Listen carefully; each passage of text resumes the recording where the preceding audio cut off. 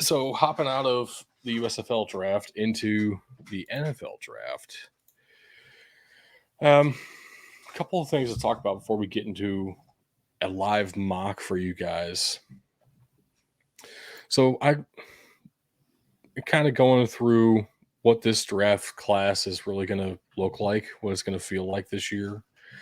I think there are two positions where I am very comfortable taking players almost anywhere on the board. And that's running back and cornerback this year. Both those positions are really deep, and I like a lot of guys for a bunch of different reasons too. Actually, the top end corners in this class, like the first round type projection corners, are all huge and freaky fast, which is really cool. That doesn't happen very often. But you have some smaller guys in there too. You have some nickel types in there.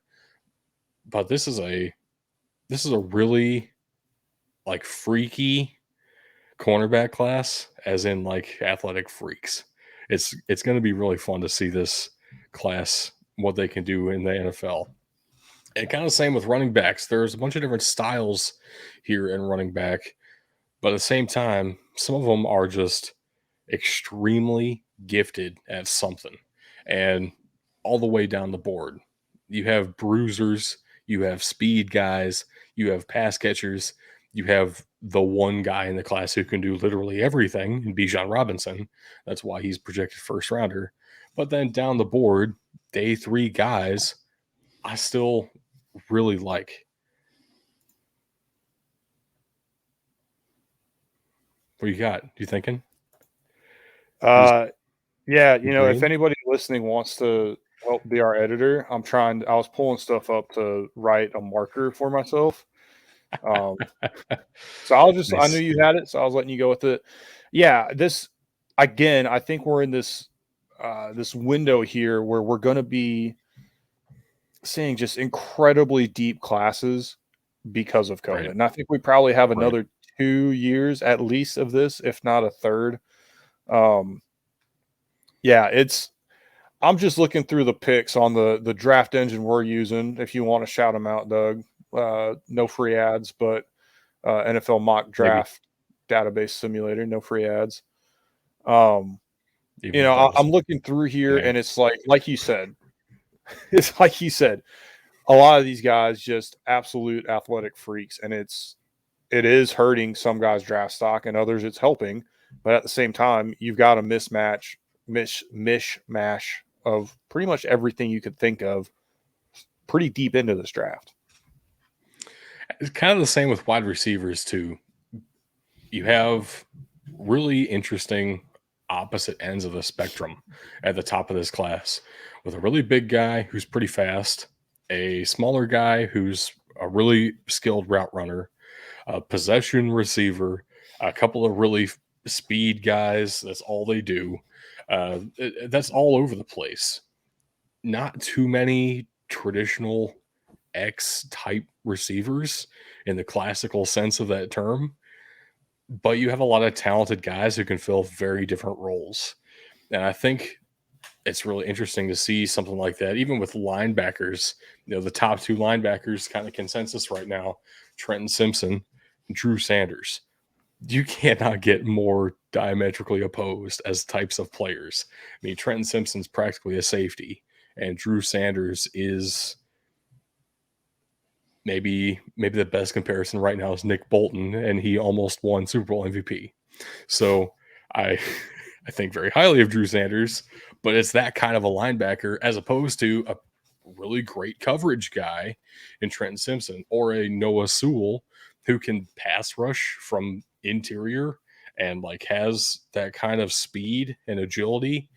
Maybe hasn't shown it all the time in Oregon, but I think really could if given the opportunity.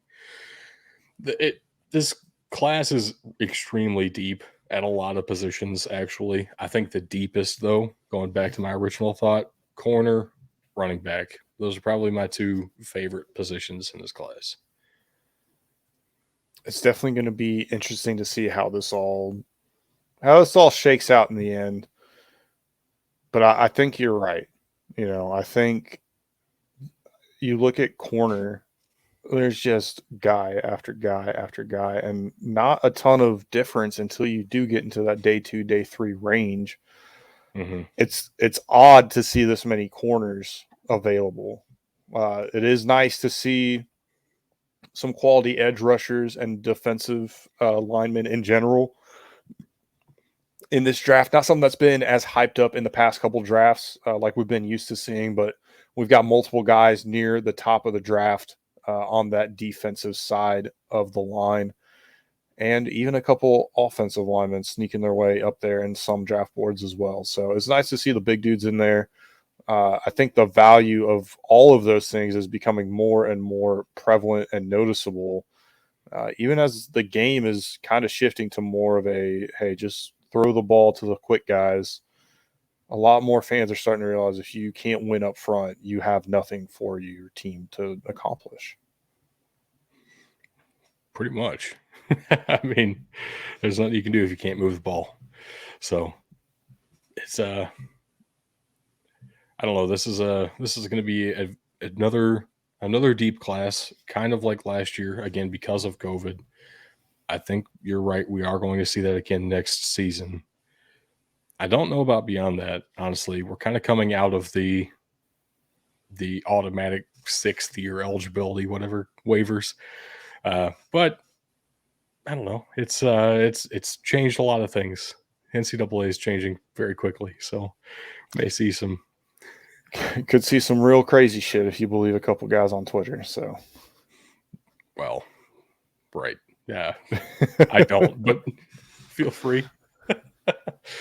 So I think the best thing to do here is actually just go ahead and get started. We will dive into more about individual prospects in later shows. Stay tuned. Next couple of weeks, we'll be going through like conference by conference of draft prospects and talking about how we would rank these guys in comparison to the rest of the class.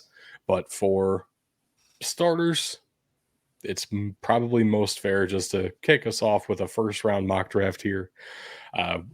Ben and I will go back and forth, pick by pick, doing it completely live. I haven't prepared for this other than just knowing who these guys are. I don't have a list in front of me, so it is a little bit live. I thought that'd be fun. Now it's kind of making me sweat a little bit, but that's all right. hey, whoops, we fucked that one up. But no, I think it'll be a good time. I do want to ask you: do you have a coin available that we could flip? Yeah, I've got a coin. Uh-oh. I've got a couple. Uh-oh. Hold on. That's an intimidating look to the side and quick action. We are going to flip a coin to see who gets the first overall pick, essentially, is what's happening here. This one will work. All right. Okay. You can see that. We'll call that heads. And on the reverse, we got the Air Force logo. We'll call that tails. Okay. You want to call it?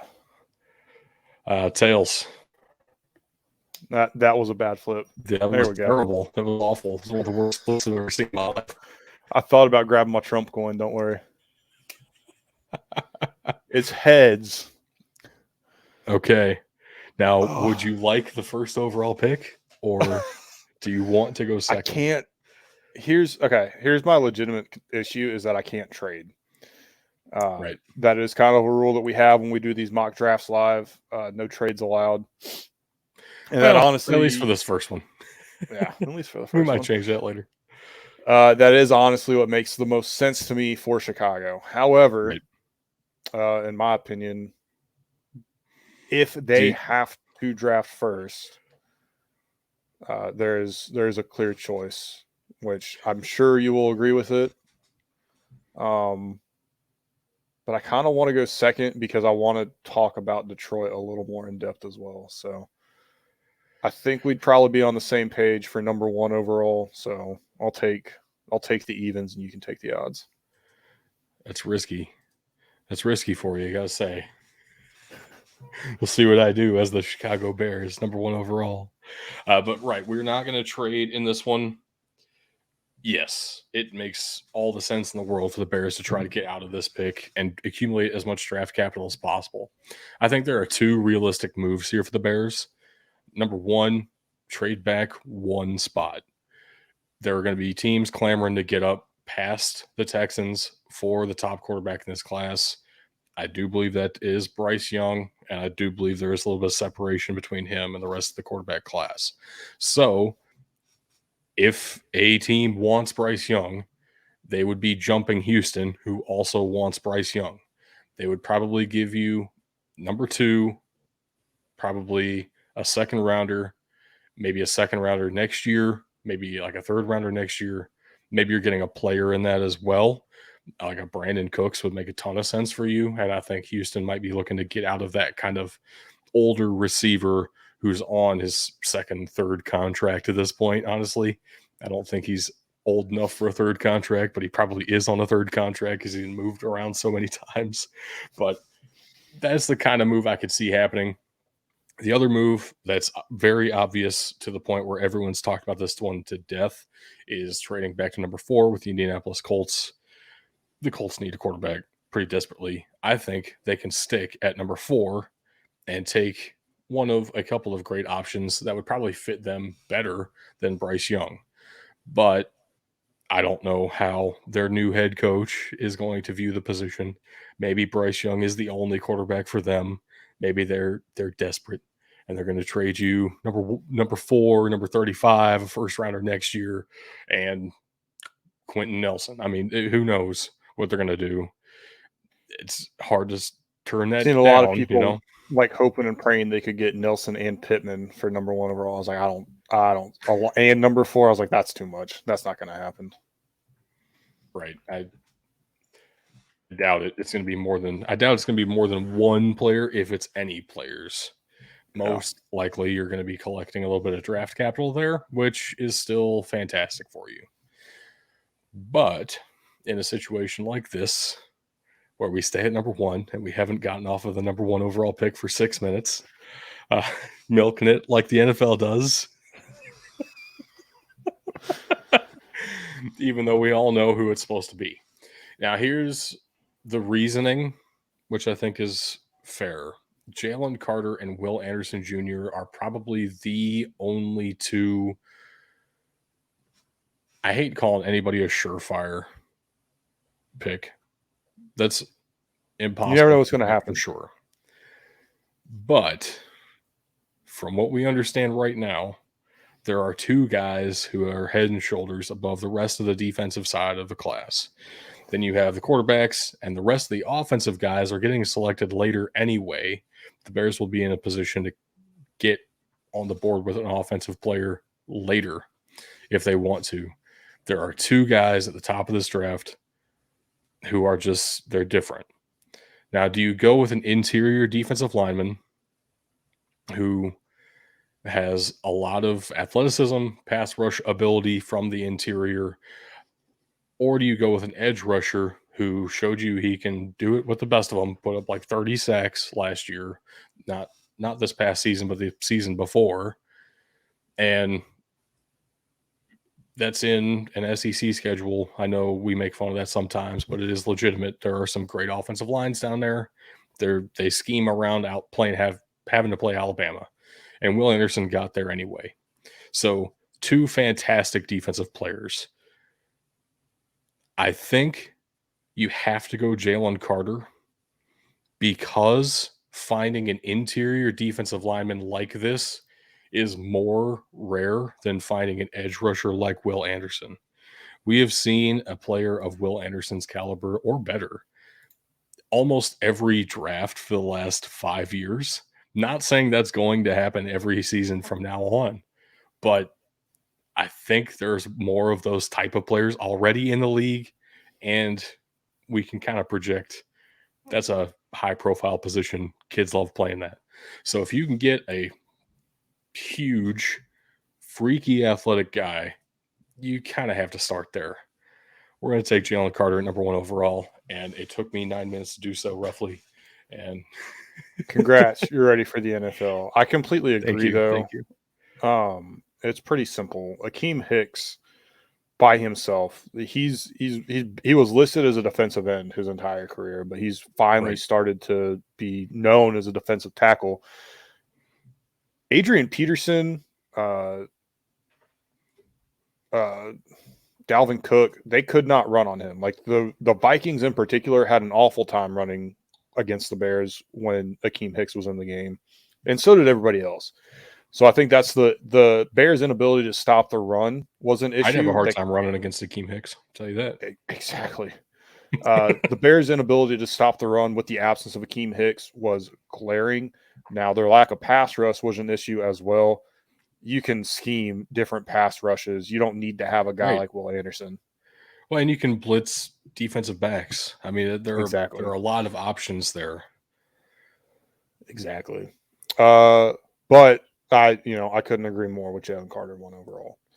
That takes us to me picking for Houston. They've telegraphed this pick for months already. Everybody knows Right. who was their number one quarterback selection over anybody else. Now that Lovie Smith is gone, it's not General Mills and his 10-foot long neck. It's Bryce Young. That's the direction that the Houston Texans are going to put their future in. Yeah. Yeah, it makes a lot of sense for a lot of reasons. You kind of have to move on from Davis Mills at some point eventually. He performed well enough to get you to the number 2 overall pick. So it's it's time to move on and start actually rebuilding this thing. You have 2 first round picks this year. I believe you have 2 next year as well. Let's start this rebuild off with a bang and get probably the best playmaker in this entire class, regardless of position. Honest with you, Bryce Young's pretty fantastic. That gives me the Arizona Cardinals at number 3. Another really obvious pick, but I feel like it is the most logical for the Cardinals. Will Anderson has the potential to be the best player in this class.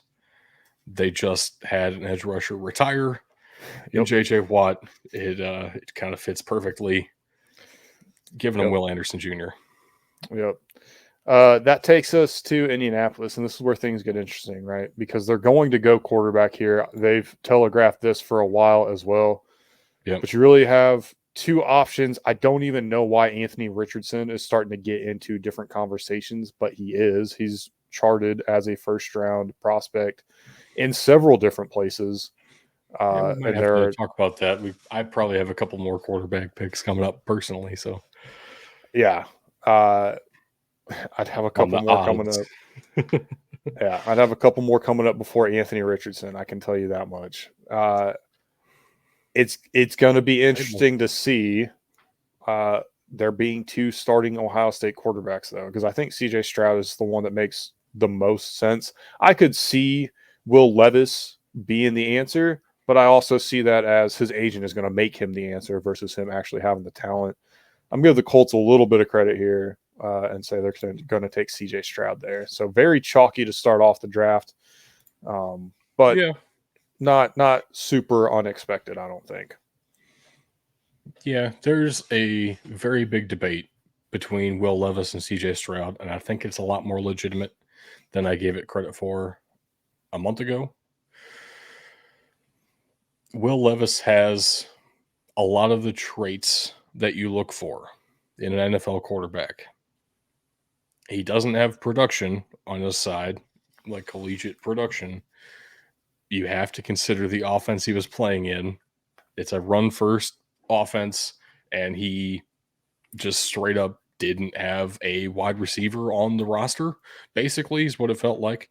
So you have to take some of that into consideration. He has a very strong arm. He has good footwork. He has the size. Those are things that NFL teams are going to covet almost more than anything. They can coach the rest. You can say it that way. But the extreme fundamentals of the sport and the size that you just straight up, it's impossible to coach. Will Levis has those things. And same with Anthony Richardson. He has some intangibles and some pure athletic ability that teams are really going to like a lot. Is he the most raw of the potential first-round quarterbacks? Probably so. I also think it's debatable. He puts up throws sometimes better than CJ Stroud did. There is also an argument. Stroud had a tendency to like probably overvalue his accuracy at times, which worked out because he had Marvin Harrison Jr. to throw it to, who could bend over backwards 7 times in the same play and find a way to catch the ball 40 yards to his left. Dude is insane. Should have won the Blitnikoff Award. Stroud would fit it in between 3 guys because they weren't looking at that exact moment and get it to Harrison, who made it the most freaky athletic play you've ever seen in your life to be able to come down with it. I don't think that's really going to work in the NFL. So some of Stroud's production you have to take with a grain of salt as well. I do think he's an extremely talented quarterback. There is some debate, and I do understand it to an extent. But let's move on to the Seahawks. So another milker. The Seahawks have a couple of really big needs. I don't think quarterback is one of them this year. I think you probably wait on it because Geno Smith played so well, and you still have Drew Lock on a rookie contract. Now, say what you will about Drew Lock. Pete Carroll has shown he can develop guys. Geno Smith never looked this good in his life. I kind of trust the process in Seattle on that side of the ball. I also think corner is still a huge need for the Seahawks. That they just took Tariq Woolen. He played like a potential defensive rookie of the year. There's nobody else in that secondary, right? In the cornerback room. They have a safety, but even that's like a old school style safety in Jamal Adams, right? So maybe try to rebuild that defensive back group. Maybe try to rebuild that defensive line, which is probably a little bit more the Seahawks style at the top of the draft every year. They seem to love taking corners on day 3 and just turning them into monsters. They've done it several times now. I'm going to take an edge rusher here, and I'm going to take the most Seahawks pick possible in the extreme athlete who has some good stats, but at the same time is more athlete than technician at this moment, and that would be Tyree Wilson out of Texas Tech.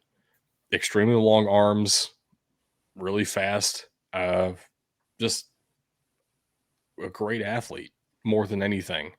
And he uses that to win sometimes in college still, but that feels like something the Seahawks like to take. So let's just give it to him. I mean, I can't debate that a ton. I like everything you had to say there. Because I was honestly curious where you were thinking the best place for Seattle to go. There are a ton of holes, and I completely agree with everything you said about quarterback right now. Depending on how Geno Smith does this upcoming season, they might be okay at quarterback until they feel they need to move on from Geno Smith, which could be in 3, 4, 5 years. Right. While they build the rest of this team up. So I would expect them to look for a developmental quarterback at some point in the near future, but it is possible that Geno Smith keeps up this kind of production. Yeah, so I agree. The Lions, man, they're really starting to look like a complete team. And this is why I wanted to take the Lions pick here, because there's a lot of different ways they could go. I don't feel like they're locked into having a need at any given position, right? I feel like if you wanted to say there is a position they absolutely need somebody, maybe that's receiver, but even DJ Shark looked better this year than he had in years past, right? I don't know what Dan Campbell's doing up there. I don't know, if he got some of Mike's secret stuff or what, but Jeff Okudah looks significantly better. Aiden Hutchinson came in and made an immediate impact. This is probably the most complicated pick. They have that interior defensive lineman too, rookie. He did really well, and I forget his name right now. He was a late round pick, and he came in and just he looks like a legitimate NFL interior defensive lineman. I don't think defensive line is actually a huge need for the Lions right now. Exactly. Maybe you're looking linebacker here. I think that's the only place I can pinpoint. Like looking through everything, we've talked in the past about how they were building up their offensive line. We've talked a little bit about how the receiver room looks to have worked itself out. I'm looking at the receivers right now. I don't see anybody that, like, Quentin Johnson would be nice, but how is he going to fit into that room? I don't see anybody at the top of this draft that's going to fit nicely into this wide receiver room. That takes us to, running back. That room's that's a pretty full room, and it doesn't seem like there's anybody that's really going anywhere. Maybe they could go tight end, but that would be insane to take a tight end at number 6. When you look through, considering they just took TJ Hawkinson in the top 10 and then traded him. Yeah. So I looking through their defensive side of the ball, it seems like having somebody solid in that second level would be kind of where they wanted to be. Now, immediately, the guy that would come to mind would be Henry 202, Totu, whatever. That's the guy that would immediately come to mind when I think linebacker. Thank you. I haven't done a ton of research into this. I just was going to let you live in it for a minute. That was fun. It's fair enough. I haven't done a ton of research into this, clearly. But when you go and click on linebacker and kind of look at this, there's a couple guys listed here. Trent Simpson, Drew Sanders, Noah Sewell, and then 202. Jack Campbell, number 6 overall. And Jack Campbell, exactly. I mean, even DeMarvin Overshone, that'd be an interesting guy for them to take. He's clearly not a first-round talent, just a very recognizable name for me. Be real with you, you can take linebacker at 18. I promise you. And that's what linebacker. But that's what makes it tough, right? Right. Because then I'm looking, all right, what other need do I really have? My biggest position of need probably for the Lions would be another corner. I know Jeff Okudah's been playing better. Actually, as weird as it sounds right now, I think Jeff Okudah might make a lot of sense for the Lions down the road as a safety. And if you could get some more corners in the room, maybe you open that up a little bit. That's me personally. You take it or leave it. It's your pick. I think you're right there too, though. Looking back at it, Jeff Okudah is legitimately the only corner that they've got right now. So then which corner do you want? Because there's fuck the Pac-12. We're going with Devin Witherspoon. Devin Witherspoon has been rocketing up boards in the last month or so. He is probably the most complete corner prospect in this class, in my opinion. Christian Gonzalez is the freaky athlete, kind of what we've talked about before. Joey Porter has some inconsistencies at times. Devin Witherspoon is a really rock solid corner, and it feels bad to say it this way. He is almost the Jeff Okudah of this draft class. Hopefully he doesn't take a couple of years to develop like Jeff Okudah did. But I think that is the type of player you're probably getting there. Really great in man coverage and just a solid, consistent corner. So that takes us to the Las Vegas Raiders, who just released Derek Carr. So quarterback is definitely on the table. I mean, cornerback is too, but that'd be really weird since they need a quarterback. They got a lot of needs.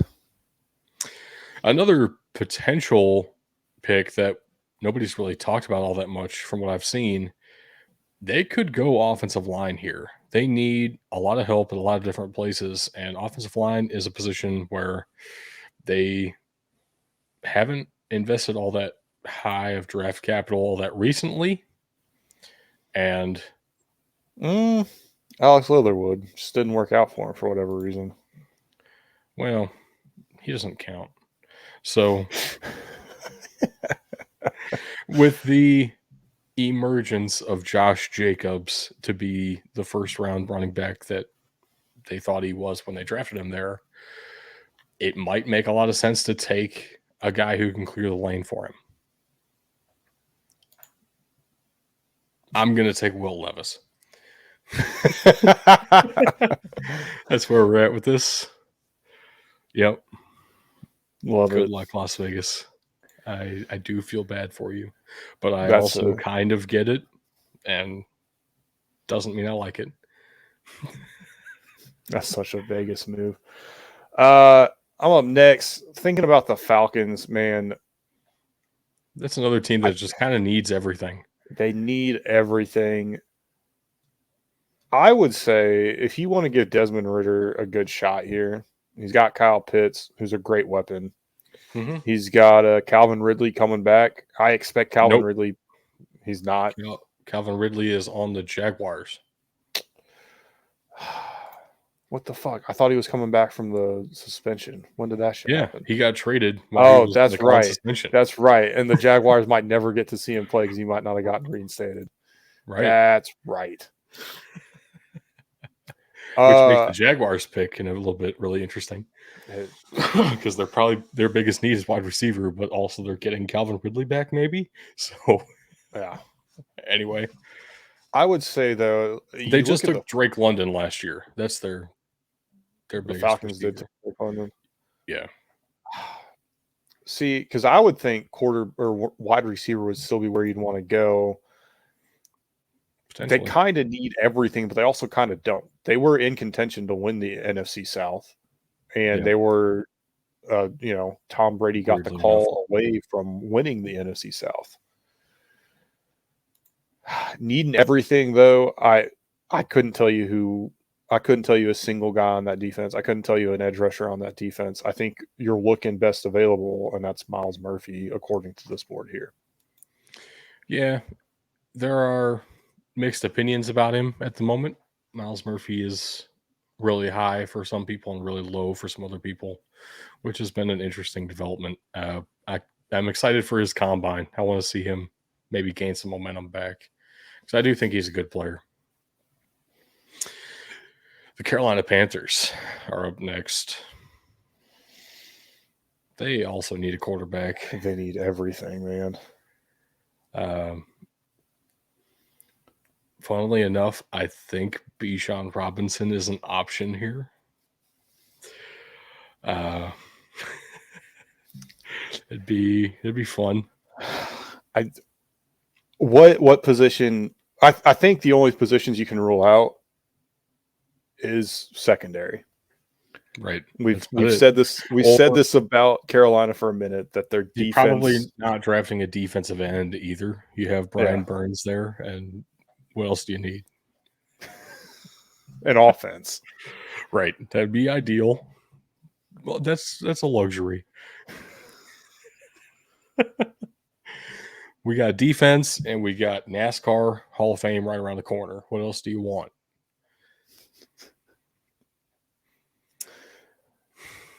Some wins, probably. Just saying. Gosh. I mean, offensive line is definitely possible. I don't see it happening, really. It's probably going to be a quarterback. I wouldn't be all that surprised if the Panthers try to trade up and get Will Levis.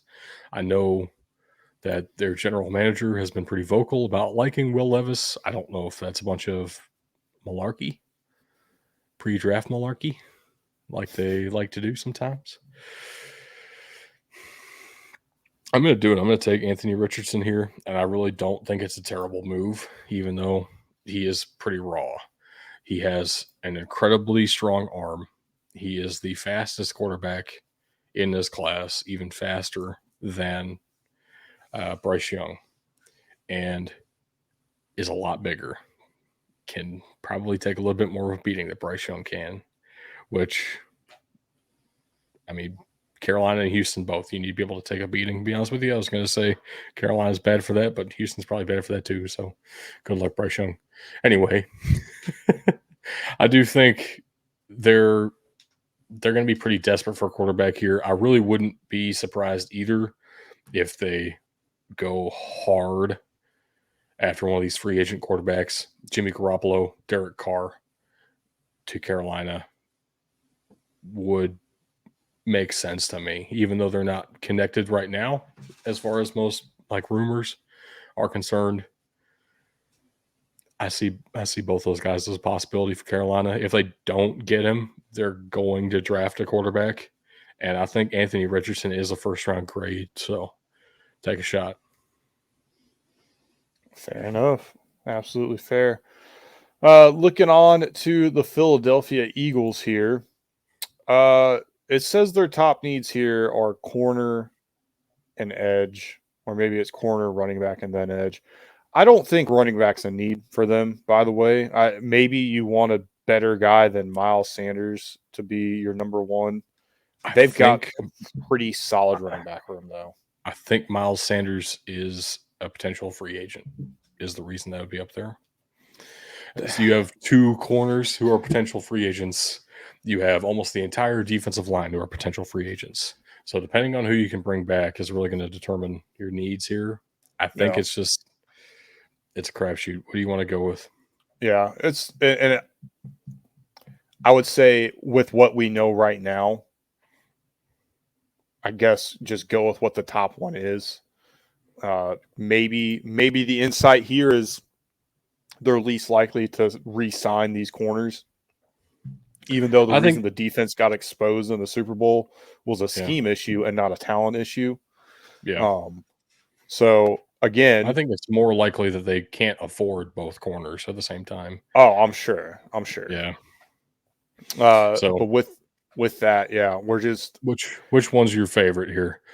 Christian Gonzalez, Joey Porter. We could even go down a little bit. There are some other good corners that could theoretically get in this range. A lot of people really love Keely Ringo still. Cam Smith's a really physical guy. I do like physical guys, but I like picking Big Ten players over Pac-12 players while I can. So we're going to go with Joey Porter Jr. Wow. Wow. I hate that. Christian Gonzalez is probably my CB1 personally. So this is anyway, Tennessee Titans don't really need a corner, unfortunately. No, they need offensive line help. They really do. Now, here's my theory on the top offensive tackles in this class. I know I've told you and I've told Tug this a couple of different times. I haven't told our audience yet, so welcome to the club, guys. There are 3 offensive tackles at the top of this class that are all really fantastic, but they all fit very different needs. You're looking at Paris Johnson Jr., Peter Skoronski, Broderick Jones. I think all 3 of them have the potential to be the first tackle off the board. It depends on what you need. Broderick Jones is huge and will beat you with size and just pure physicality, pure strength. That's fantastic, especially in run blocking.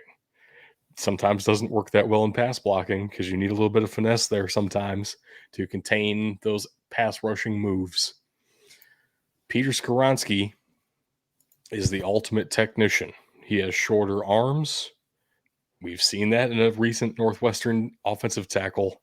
Rashawn Slater did very well with that setup. Peter Skoronski, same school, roughly the same size arms, actually, same position. It's the draft comparisons are inevitable. But he is a master of this craft.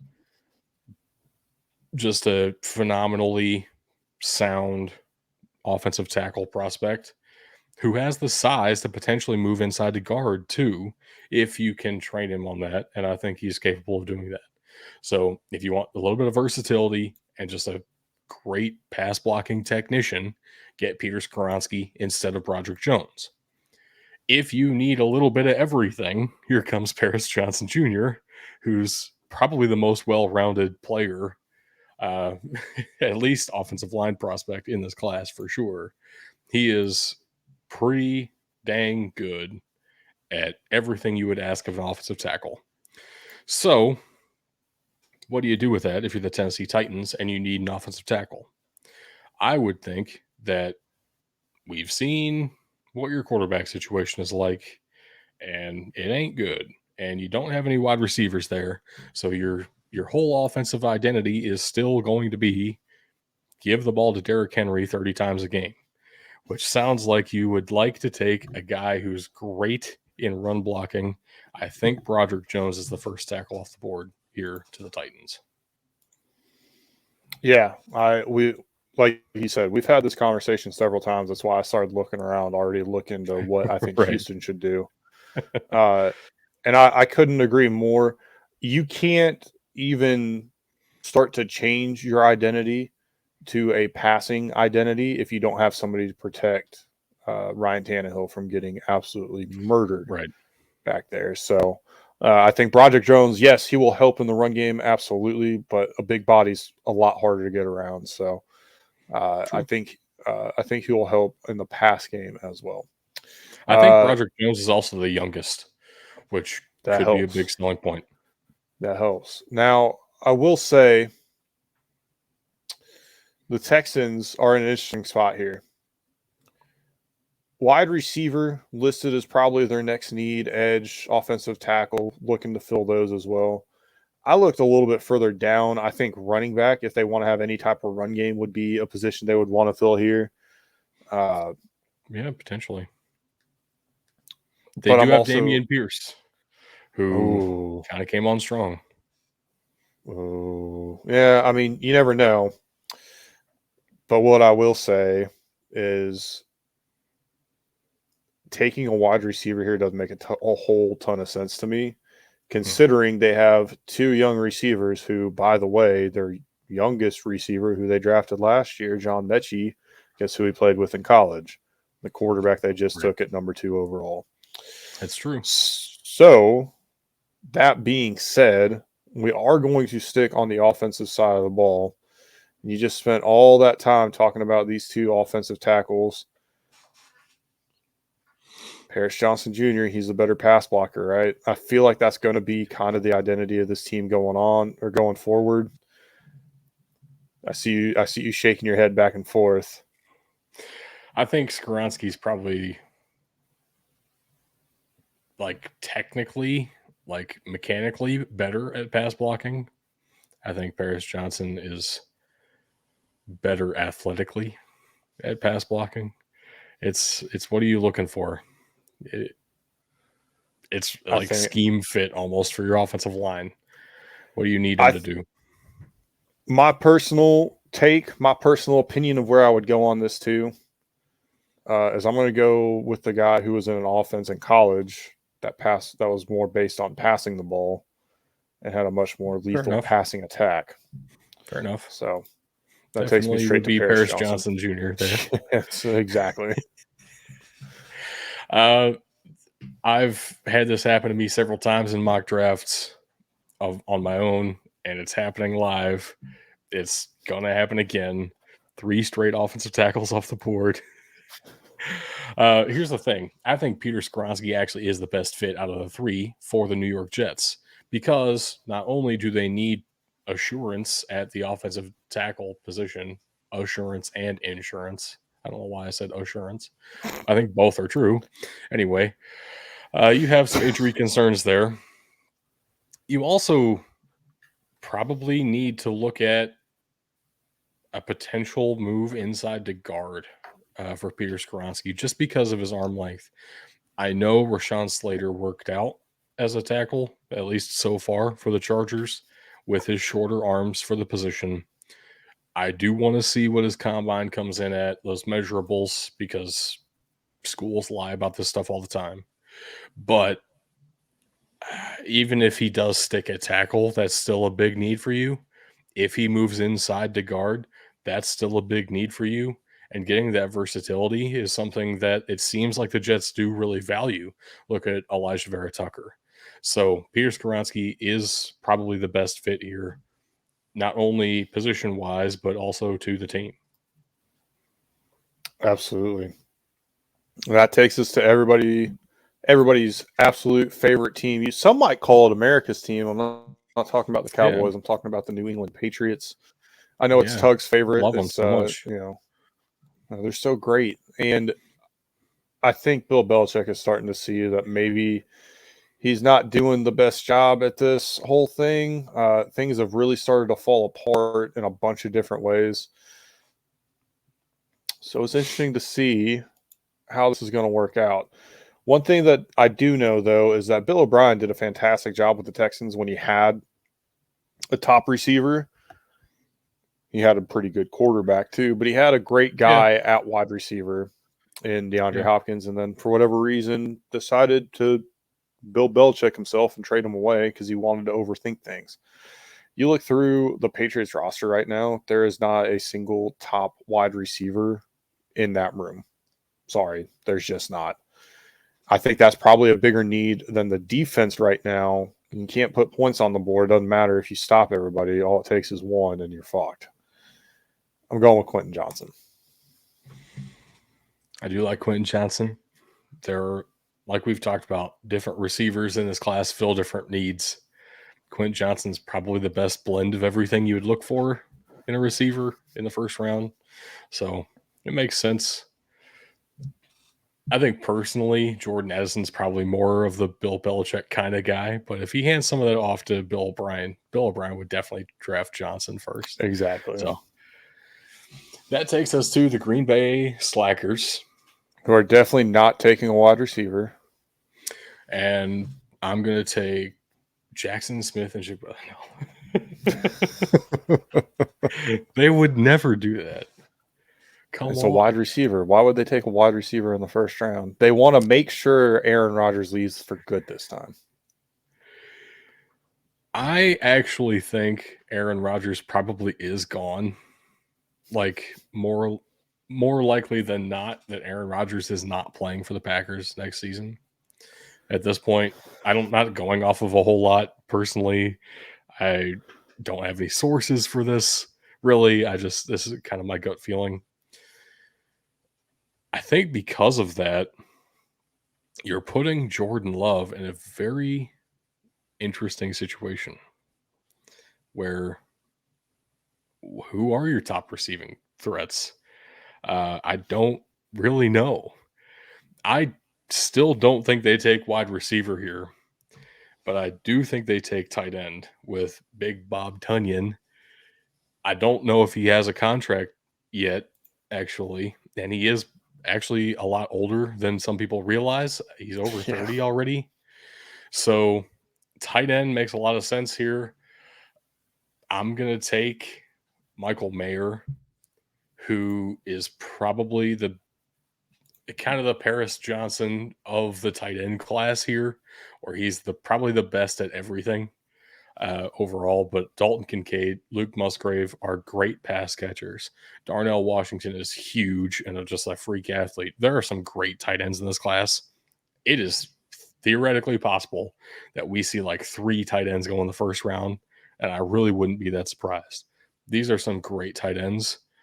Just positional value, they dropped on the board a ways. I think Michael Mayer is probably the best overall. That's the direction I'm going to go here. I think he makes a lot of sense, and he definitely helps Jordan Love get his footing with a big, reliable target over the seam, over the middle of the field. I think that would be a great pick. Yeah, I think if I'm Washington, I can't get this pick in fast enough. If Christian Gonzalez does actually fall this far, right?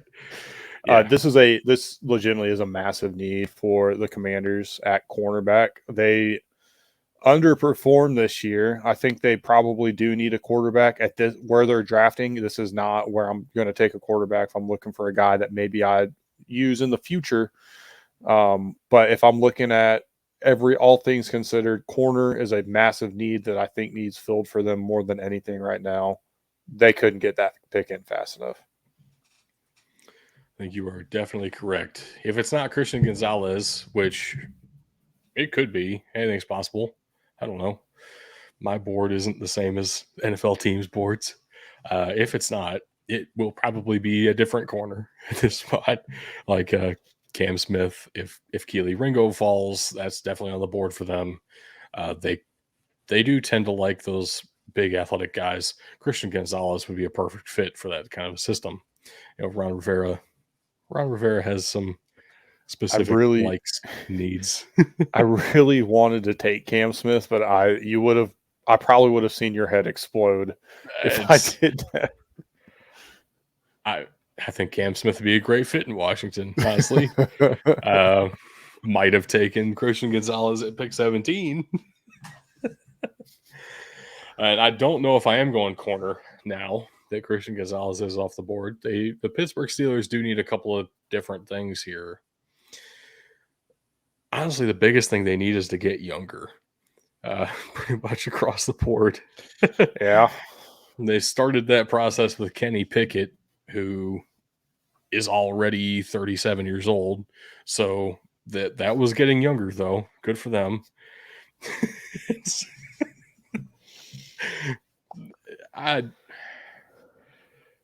There are a lot of different ways this could go.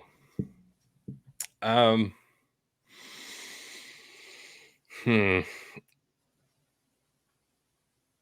don't want to give them an edge rusher.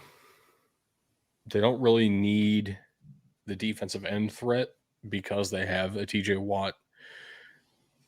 I would say the interior of that defensive line is a big need because of the age, not necessarily because the talent's even declining so far that we've seen. Probably corner is their biggest need right now. I don't know. This is another team that actually probably needs a lot of things. I'm going to go corner. I'm going to go with a very Steelers move and give them the corner who could very easily end up being the best in the NFL in 5 years, which is Keely Ringo. He has all the athletic tools you could ask for in a cornerback. He has some inconsistency against Ohio State, right? We saw him get kind of cooked by Marvin Harrison Jr. The issue there when you're evaluating this guy, that's Marvin Harrison Jr. And I don't know that there's many Marvin Harrison Jr.'s in the league right now. So as far as developing as a corner, I think he has all the tools you could ask for, and give him a couple of years, he will be great.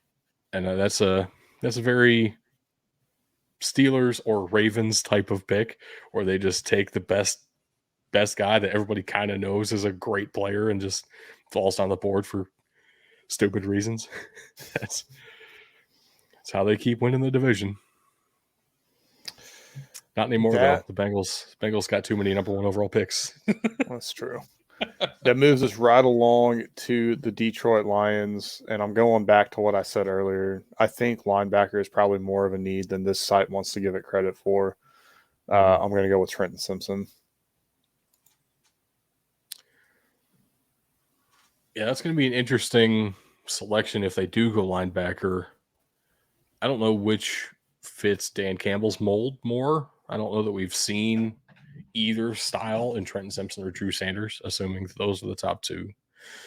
I don't know. Do you want more of a coverage guy? Do you want more of a thumper? Depends. I think the area has been so weak for them that it's really tough to say what they need more. Right. Definitely true.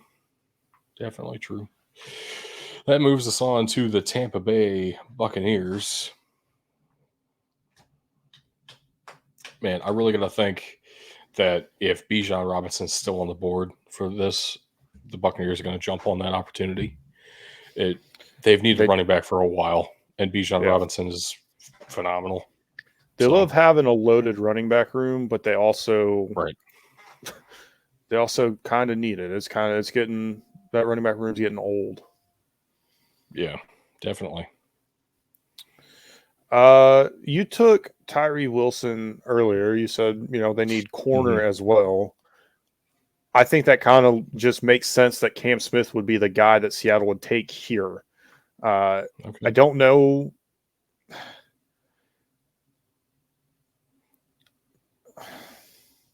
The NFC West is so drastically different than it was 2 years ago, and even last year. Right, it's changed so much, but I think that pass defense is always something that these teams are going to be looking for, Yeah. because that's the West Coast style, right? That's how everybody plays, and that's the way the league's gone. Cam Smith has got to be the pick here. That would be breaking from form, if you will, for the Seahawks, taking a corner in the first round. But also, Cam Smith's pretty dang good. So, wouldn't put it past them. The Chargers, I think, mostly need offense. Um, they've been riddled by injuries seemingly every year that I've been Yeah, alive. So, what do you do with that? At the same time, I think they are in a position where receiver is a real need. Uh, I know they have Rashawn Slater. The other side of the line is a real need. I think tight end would be massive for them. And that's a definite hint where I'm going here because Darnell Washington is a massive tight end in himself. I think this would be really fun and honestly kind of terrifying. A massive, I keep saying that word, literally hulking tight end in Darnell Washington. I think he's 6'8, 260 or something crazy like that. And he catches the ball very well at the same time. Put that with that wide receiver group that they have right now. I mean, maybe Keenan Allen isn't there. That's a whole conversation. But I think Darnell Washington would be a lot of fun in that offense. And I want to see it. So I'm going to take it. can you name a wide receiver for the Baltimore Ravens? Um, Deshaun Jackson. Is he Is he still on the actually? team? Is He he was. actually? He was last year for a I, period of time. I remember. I remember. Yeah. Um, who else? Is Hollywood Brown still there, or did they get rid of No, Hollywood Brown? Yeah, nope. they got He rid of was Hollywood traded Brown. to the Arizona Cardinals in the draft, the same draft that AJ Brown was traded from the Titans to the Eagles, That's which right. also didn't make much sense. Now both the Ravens and the Titans very badly need wide receiver. Wow, almost like Yeah, you had a guy and then just didn't feel like keeping them. for whatever Interesting. reason. Uh, I'm gonna be honest. I had to look up who was bigger between Jordan Addison and Jackson Smith and Jigba, because I don't imagine they have any big guys at wide receiver. Maybe they do, and they just Yeah. suck. I mean, Rashad Bateman, without looking up, metrics on these guys, Rashad Bateman Rashad is a name Bateman's bigger. sticks out He's a a little bigger bit, guy. but I don't. I Yeah, don't think that. Man, now my computer's freezing up on me here. that's cool. Bomb site work. Uh, When it does come back right, up, I think Jackson Smith and Jigba is just a little bit more athletic.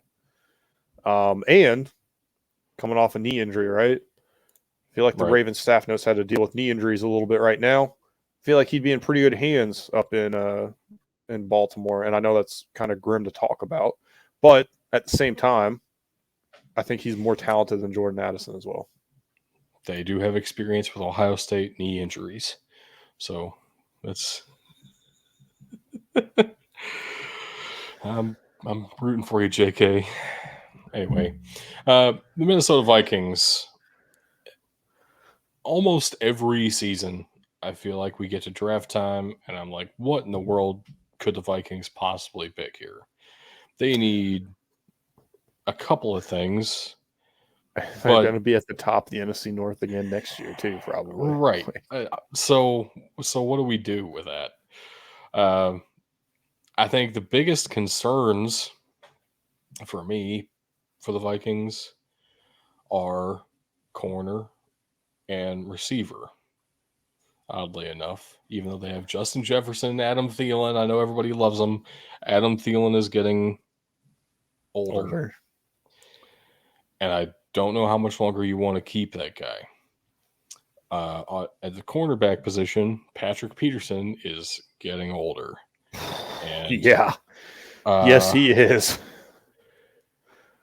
And then too on the defensive line, you don't have anybody under the age of 27, I don't think, on that defensive line at all. So it's been a minute since I've been able to name anybody on their defensive line either, which is very out of character for them. I mean, Jared Allen was a Hall of Fame ballot guy this year. Right. Is Daniil Hunter still there? Is he? I mean, one dude. I think he's pretty that's mid. what I was just trying to think of, actually. I think so. but I don't know. He's also got to be like 73 years old at this point. Yeah. So he puts the walker away before each play. I'm going to go with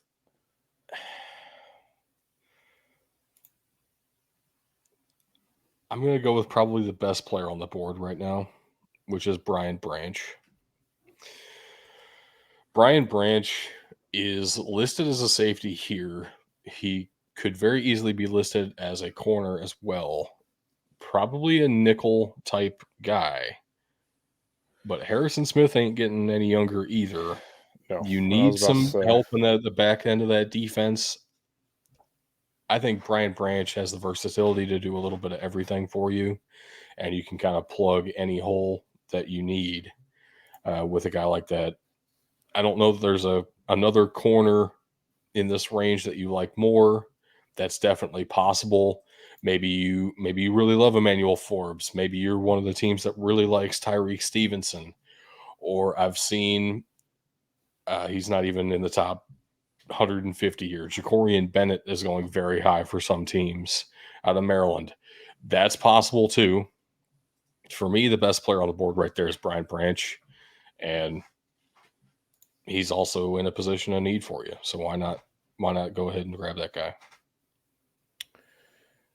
I'm up next. I think if I'm the Jaguars, I want to get more weapons for Trevor Lawrence, who's just shown just how good he is. Not that defense should be neglected or needs to be neglected, but you look at AFC South. I don't know that any of these teams compete again this year, right? The Titans, maybe they were marred by injuries worse than any year previous. Right. So maybe you need to be prepared for them. But if that's the case, you don't need to prepare the back end of your defense for the Titans. So with that being said, looking at the tight ends, I think that does make the most sense. Wide receiver seems to be comfortable enough for them right now. But get yourself a receiving tight end, get Dalton Kincaid in there, and let Trevor Lawrence have fun. This is a very tight end heavy first round, but I actually like this a lot for each of these teams. So moving on to the New York Giants here. The obvious big need is wide receiver still, I believe. I would say a linebacker too, but they have shown a resistance to drafting first-round linebackers. So I'm not going to do that to them because it doesn't seem like a very Giants move. What kind of wide receiver would the Giants be looking at here? I know Jordan Addison is on the board, and people are going to be screaming if I don't take him, but I don't think I'm going to take him because they kind of have some of that already. They have the possession, medium route runner type of guy. Jordan Addison doesn't do anything different for you, which is probably what you need to insert into this wide receiver room and give it some real life. Daniel Jones has shown you he can air it out a little bit better than even the Giants themselves probably thought a year ago. He's also asking for a ridiculous amount of money, which he probably gets because he's a quarterback. So where that puts me is I don't think Jordan Addison is exactly the best fit for this offense. I think you take a speed guy. Now, do you go with Jalen Hyatt or do you go with Zay Flowers? For me personally, Zay Flowers is better, just in my personal opinion right now. I think a big part of this will come down to the combine. Let's see how these guys run and see how they can catch the ball from different quarterbacks. Maybe Jalen Howlett just had something really special with Hendon Hooker for some weird reason. That's theoretically possible. I like Zay Flowers a lot. I'm going to take him here at number 25 for the Giants. So beautiful. The next team up, the Dallas Cowboys, also need wide receiver, and I think they've been stocking up at the position for a while, but they haven't really hit on anything. I mean, CeeDee Lamb's fine. You're going to get hate for that. I mean, really, you go through their wide receiver room, everybody's just fine. They also Noah Brown don't. is fun. He's not like great, but he's fun to watch. They also don't really have that tight end target anymore. And I don't think Jordan Addison has the size. I think his route running and hands and traffic are where he's going to be able to be potentially a good red zone threat. And so I think that's where the Cowboys will go for this one. It's still wild to me that they continually need wide receivers because constantly their wide receiver room is always talked about of how good it is. But yet again, here we are taking another wide receiver for the Cowboys. I think Dalton Schultz is better than you were giving him credit for just there. But yeah, they had Amari Cooper and CeeDee Lamb together and then just flipped Amari Cooper for a 5th round pick. And he went for over 1,000 yards in Cleveland, of all places. So dumb. Absolutely dumb. Great decision there. The Buffalo Bills are up next. Here's the biggest problem for me drafting for the Buffalo Bills. The biggest positions that they really need the most usually don't have first round grades associated with them. So what do? Running back, is there a guy that you like after Bijan Robinson? I know most people like Jameer Gibbs. I've heard it pronounced both ways. Not first round, like some people really do, and some people think he's probably the best of day 2. There's one, but I don't see Muhammad Ibrahim. I don't see how you give him a first round grade anymore after the injury and after you full production. You can't. The potential's there, though. Get him in a. I mean, the potential's there for A-Chain. The potential's there for Charbonnet. The potential's there for Tank Bigsby. I mean, I love Tajay Spears. I'm not giving any of these guys a first round grade. I like Keaton Mitchell. I mean, yep. I mean, way down the board, Dwayne McBride's incredible. Anyway, way off track there. Other big position of need, I think you ought to consider the back end of that defense. You had some injuries there. I understand that. Not just talking about the Damar Hamlin situation, although that's a consideration as well. The only reason Damar Hamlin was playing is that you had other injuries to that secondary and you had brought up your backup safety. That might legitimately be a position of need now, simply because of the things that have happened to that room. And again, I just took Brian Branch to the Steelers, or not to the Steelers, to the Vikings.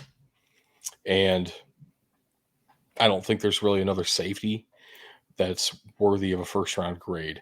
I know you're at number 27. A lot of the time you're out of the first round grade guys anyway, but I don't want to reach for something too far here. Interior offensive line, there's a big debate right now.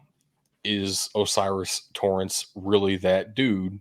Or should you go out and get one of these centers, John Michael Schmitz or Steve Avila, and potentially plug them in at guard in the meantime? I don't think the Bills have a great center situation, but I do think you probably have your center set for the next 3 years anyway. Do you really want to draft a John Michael Schmitz or a Steve Avila with that situation as it is? Or even a Joe Tippmann, Luke Whippler? I mean, all these guys are centers.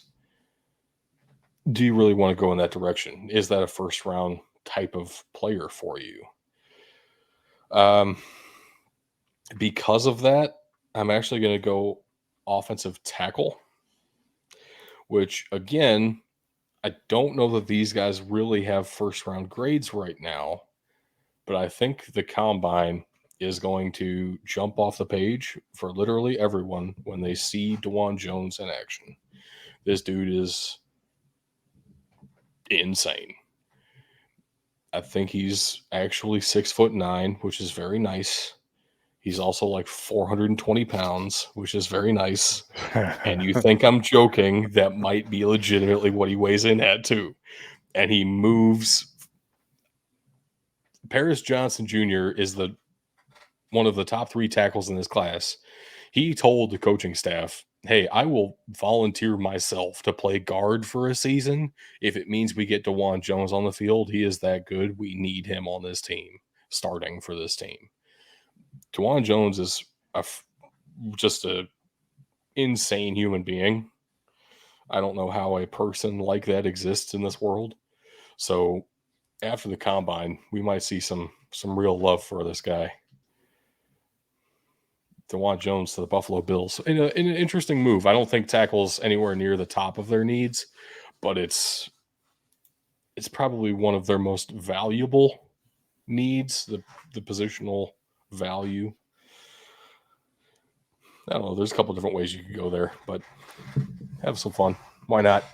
Fair enough. I would love nothing more than to grab another tight end, and that would be Luke Musgrove if I was to go tight end for the Bengals, because tight end is absolutely a need in Cincinnati.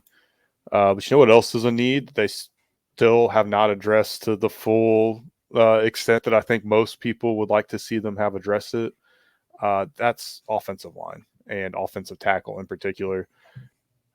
Joe Burrow didn't die the past 2 years. That's been nice. But I would still like to see the offensive line solidified before continuing to build up the rest of the offense. That puts us at Anton Harrison being the best available offensive lineman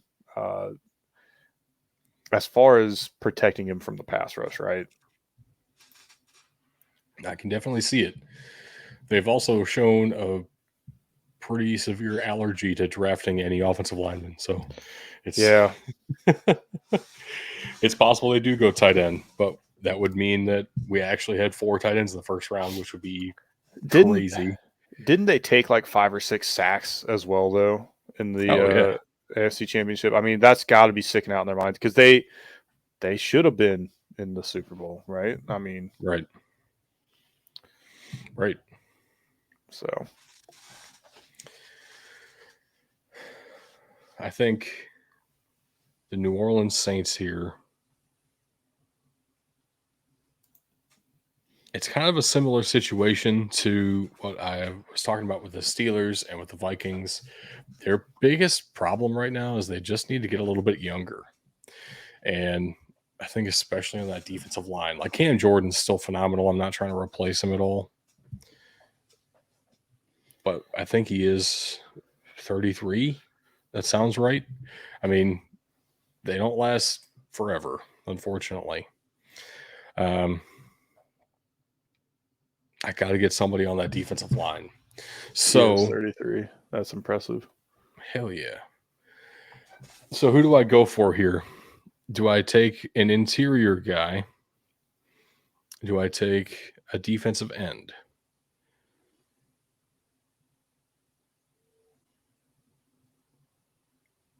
I truly don't know in this moment.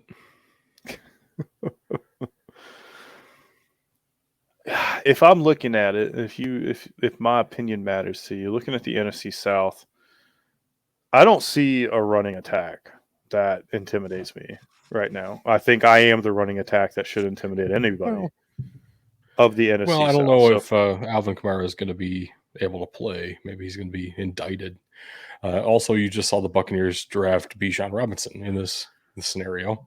That's true, and their offense would be very run-centric. However, I am starting to get a little bit more worried about the lack of pass rush that I have and the aging pass rush that I have with Cam Jordan.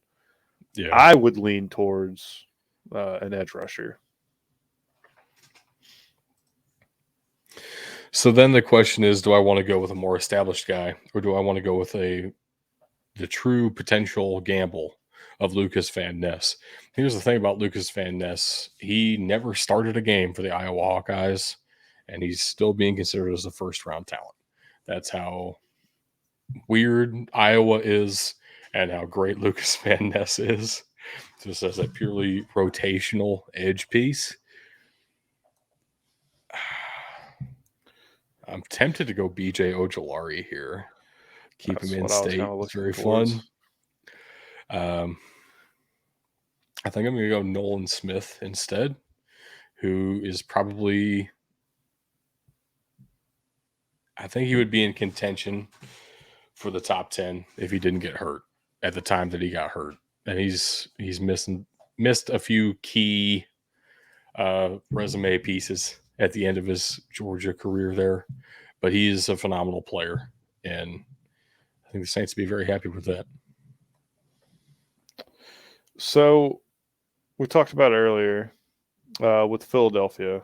I agree with everything you said about New Orleans there as well, by the way. We talked about earlier, though, that this is really coming down to a money thing. So I think if they draft a corner, it means they got the running back rooms figured out. If they draft a running back, it's probably Bijan Robinson, and we're probably trying to figure out what corner to get. So this is going under the assumption that they get the running back situation figured out. So then you got to look down a little bit and see what is more of a need for them as far as edge versus defensive line versus interior defensive line. To me, it seemed like they were the first team in a little bit who had a hard time getting to the quarterback in the Super Bowl. And, I'm going to keep talking about the Super Bowl. That was the biggest game on the biggest stage, right? Where did they fall short? And to me, it seemed like they were not getting the pressure they needed to from their rushers. They were having to bring in the blitz. They were having to do different things to put pressure and make reads tough. They weren't getting all the pressure that they wanted from their edge rushers. Now, this does kind of put them in an interesting situation with Nolan Smith going the pick right before them. Do you take a flyer on a guy like Lucas Van Ness, or do you want to go with somebody more established? In my opinion, I would want to go with somebody more established. But you've got a very talented group around him. You've got a very talented defensive group, offensive group. This team is very, very talented and very good right now as it is. I think that would be a place that a guy like Lucas Van Ness could absolutely thrive, even if you are having to have him as a bit of a rotational piece. So makes sense to me. I think anywhere on the defensive line would be helpful for the Eagles. I think they're got like 5 free agents on that front, so they need to get to work there. And Ndamukong Suh ain't getting any younger either. So let's figure it out, Eagles. It brings us to the Kansas City Chiefs, which technically this is the last pick of the first round. The Dolphins, of course, had to forfeit their draft pick in the collusion scandal. Collusion. That's a great story. The mock draft database does give us a full 32 picks anyway. You're not being cheated here. So it would have been the Bears again, but they traded stupidly for one of the most bum-ass receivers in the world and gave up a whole ass second round pick for it, which essentially now is a first round pick for it. So good job. Good job, Bears. Yeah. I think Kansas City Chiefs have 2 needs, and I think they're at edge rusher and at wide receiver. We don't know who's going to be there at receiver for them next year. I think they had 2 different guys on 1-year deals there with Juju and MVS. I believe they were both on 1-year deals. Correct me if I'm wrong. But either way, I think you could still use another receiver in that room. Also, edge rusher has been a need for them for a while. I know they took George Karlaftis last season. I think you could still use another edge rusher. I really wouldn't mind that move. And the way defenses work anymore, you rotate that position anyway. Mm-hmm. It's the way of the world. So, do you take potentially a speed guy to fill that Tyreek Hill role? Not that he's a Tyreek Hill type player, but in that kind of role in your offense, just get down the field and catch the ball, find the ball somewhere in a Jalen Hyatt. Do you take a little bit more of a route runner, a little bit more of a pass catcher than Jalen Hyatt, not just a speed guy, in a Josh Downs? Do you try to get your wide receiver one settled with Kayshon Boutte or Rashee Rice? I think both of those guys could be phenomenal X receivers eventually, even though Boutte has some attitude adjustments necessary, I think, based You off could of say what we that saw his last attitude season. is booty. I would say that personally. I also think edge rusher is probably the more valuable position to the Chiefs right now. Just the way they've been operating, it seems that way to me. Again, going off a gut a little bit there. There are a couple of guys at the top of this list on this website what I think would make sense. Um, I don't know what order the Chiefs will have them in. Obviously, I'm not going to pretend that I do know that. I'm going to go with a guy that I personally like a lot. I'm going to go with Keon White out of Georgia Tech. He's a really great player, in my opinion. And I think the Chiefs have shown they're willing to take a little bit of a risk at times with their first round pick. I mean, I think Karlaftis fell in their lap to some extent, but at the same time, the Chiefs live dangerously sometimes. So why not take the unknown to this point? But Keon White, I think, is becoming more known around draft circles, and it's probably going to show out in the combine. Looking forward to that. Before I get to the final pick of this mock draft, we did have somebody redeem some points in chat here. Say something nice about your rival, and Doug, they chose you, my friend. Ooh.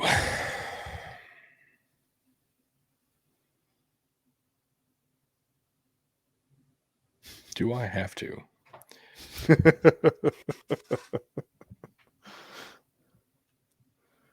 Okay. How about this? I'm not going to say their name. The team up north still. I refuse to say the bad word. But your center, which you can see on the screen here, 00. You ain't even touching that, huh?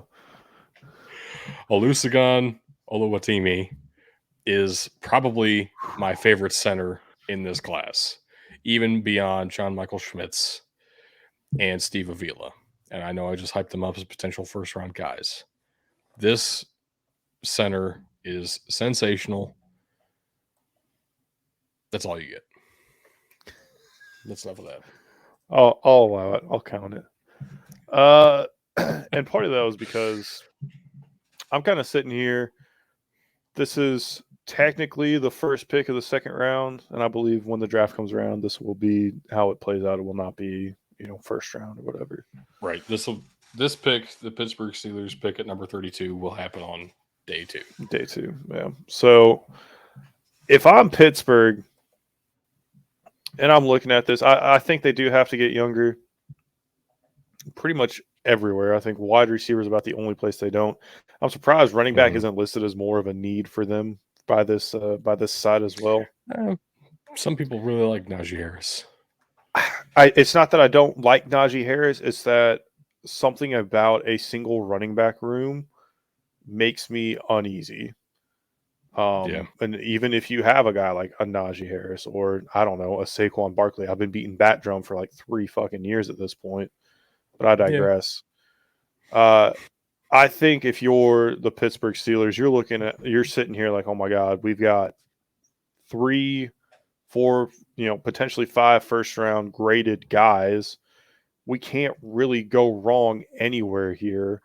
Brian Breesy, I feel like is a pretty good way to go here. I don't know. You goofed it twice. You gave it Brees, 2 shots, and you were it's wrong not both Brees times. or Breesy. Nope. Breezy? Breezy's Pieces. Is it Breezy? It's Brian Brzee. I wasn't going to get that. I know you weren't. That's all right. All right. So I think that was a pretty fun first round. We went into a fair amount of detail on each of these picks. I think for the next mock draft, we won't go into nearly as much detail because we will have already talked about a lot of these guys in our kind of more prospect breakdown episodes. Stay tuned for those. Next week, we'll start off with the SEC. So a lot of dudes on that list. A lot of dudes in that first round, actually, on that list. So if you have any comments about this mock draft, I'd love to hear them. This was all live. It's kind of our understanding of the class right now. Kind of scrolling the screen again, if in case you're watching us, or either live or on YouTube, you can see this class once again. But that was a good time. Interesting moves in some spots, but it's what you're here for. I didn't hate it. That's cool. That's good. It's a step in the right direction. It is definitely tough. It's not something I am used to doing. I'm normally just the reaction guy when it comes to mock draft time. So, well, when Tug's back, you can be the reaction guy again. I know you. I need to be. That's all right. Hey, before we get out of here, though, I did want to pull up the combine schedule because we do know it now, and I think it is worth talking about to an extent. I know this is really small. If you're watching this, I'm sorry that it's this small. I didn't know that the schedule was out until like half an hour before the draft, before the show started. Yeah, I know what I said. Also, this schedule has probably been out for a long time, and I'm probably really stupid, but I hadn't seen it laid out like this until about a half hour before we started. So here it is in this very tiny format. What you need to know is defensive line and linebackers will go first. Their workouts, on-field workouts, start on Tuesday, March 2. They're going to be there a while before then for all these exams, interviews, measurements, on-field workouts. Start Tuesday, March 2 with defensive line and linebackers.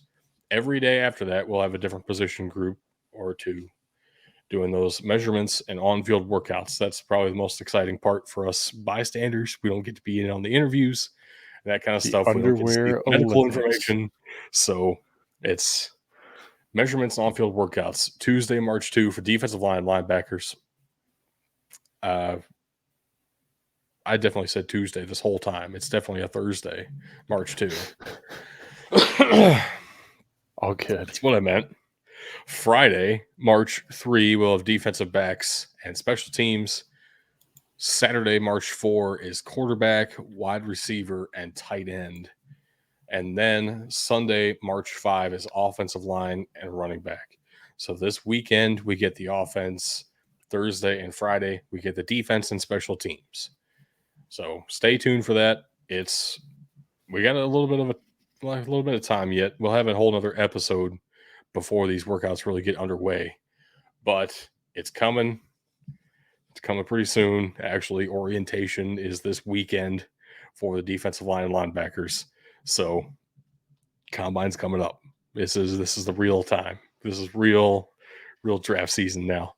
I know the Senior Bowl calls themselves the start of draft season. It's that's preparation for the combine. So we're getting going. This is the most wonderful time of the year. Fantastic. I love everything about it.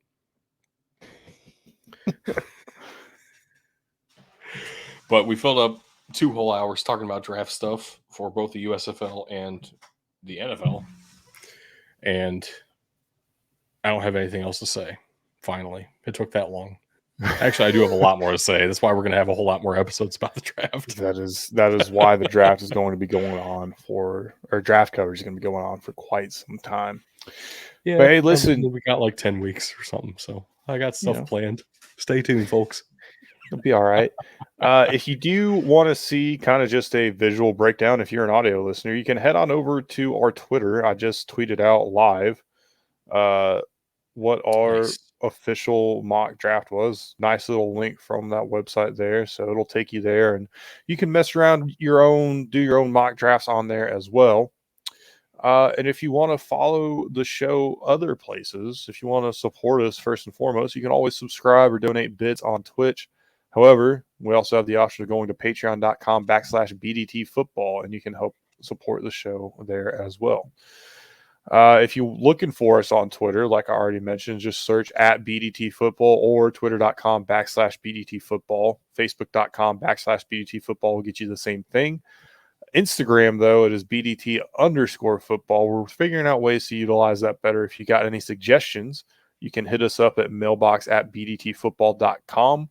And if you want to watch this video live instead of listening to us on your podcast, or you just want to catch it later and see our beautiful faces, head on over to youtube.com/bigdudesinthetrenches, all one word as it is here on Twitch. And the Discord, well, we'll just have to go to the description for that because it's a bunch of random numbers and letters. So check it out. And as Discord does. Yeah, there will never be a good Discord link. So you can hop in. We've got all kinds of different rooms in there for different topics. Whatever you want to talk about football related, we probably have a room for it. And if we don't, hit us up and we'll get it added. Definitely. With that, though, my wife told me earlier that I have 2 major faults. I don't listen watch too much spring football leagues, and you're not good at mock drafts. Well, actually, what she told me is I don't listen and something else. That is reasonable. But we doing Tug's thing? Fuck no, get me out of here. Peace out, Girl Scout. We will see y'all on Monday.